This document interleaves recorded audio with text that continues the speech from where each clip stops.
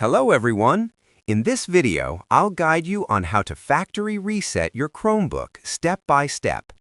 Before starting, make sure you back up any important files because a factory reset will erase everything on the device.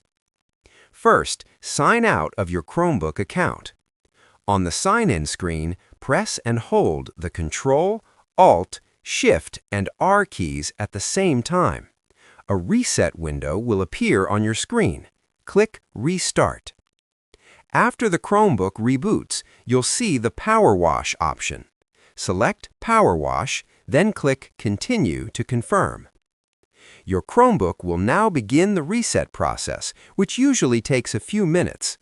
Once it's finished, the device will restart and return to the original setup screen, just like when it was brand new. You can then sign in again or set it up for a new user. Subscribe the channel for more videos.